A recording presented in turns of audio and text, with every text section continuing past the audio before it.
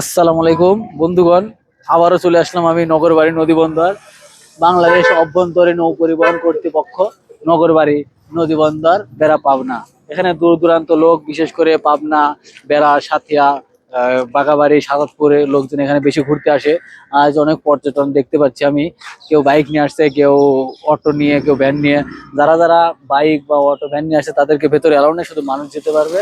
আর বাইকগুলো বাইরেই আপনি যে কোনো নিরাপদ স্থানে রাখতে পারেন। যাই হোক, ভিতর থেকে ঘুরে আপনাদেরকে সবকিছু দেখাবো আসুন।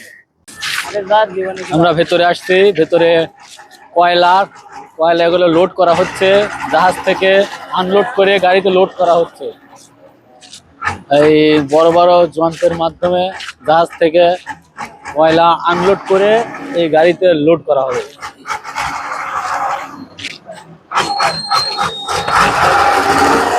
আর ওই পোর্টে অনেক কাজ চলে, ভুসির কাজ, ধান, তারপর সার আসে এই পোর্টেই।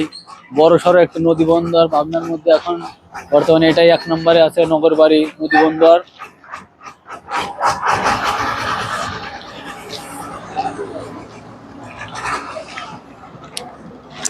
মানুষদের তুলতে গেলে অনেকগুলো মানুষ লাগতো, সেখানে আধুনিক যন্ত্রের মাধ্যমে এগুলো তোলা হচ্ছে। আর লোকজন সবাই দেখছে, ভিতরে যারা লোক আছে তারা ওখান থেকে তুলে দেয়। আর মেশিনের মাধ্যমে সবকিছু উঠিয়ে ট্রাকে লোড করা হবে। উঠছে, অনেকগুলো মাল একসাথে ওঠে। দাদা পাগল মনে করো না, এখানে কথা হচ্ছে। হ্যাঁ, উঠছে প্রায় 30 টুরপি বা এরও অধিক হবে। এতটুকু কয়লা নিয়ে আধুনিক মেশিনের মাধ্যমে যাচ্ছে, দিয়ে সরাসরি ট্রাকে আনলোড করা হবে।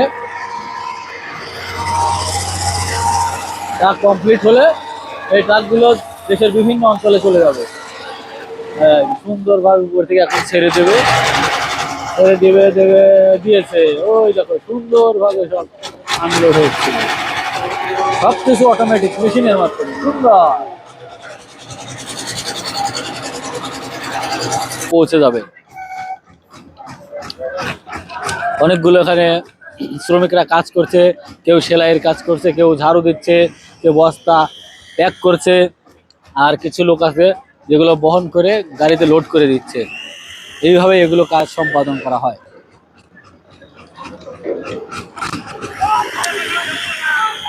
অনেকগুলো শ্রমিক এখানে কাজ করা হয় প্রতিনিয়ত। পাথর আসে, তারপরে কয়লা আসে, এদিকে ভুসি, সবগুলো এইভাবে পরিচালনা করে শ্রমিকের মাধ্যমে সবকিছু এখানে প্যাকিং করে গাড়িতে লোড করে দেওয়া হয়। এভাবে এগুলো কাজ করা হয়। এই ভিডিও যদি ভালো লাগে বন্ধুগণ, আমাদের ভিডিও চ্যানেলটিকে সাবস্ক্রাইব করুন এবং নিজে দেখুন, অন্যকে দেখার সুযোগ করে দিন। ভালো থাকবেন, সুস্থ থাকবেন, আশপাশে সবাইকে খেয়াল রাখবেন। বাই।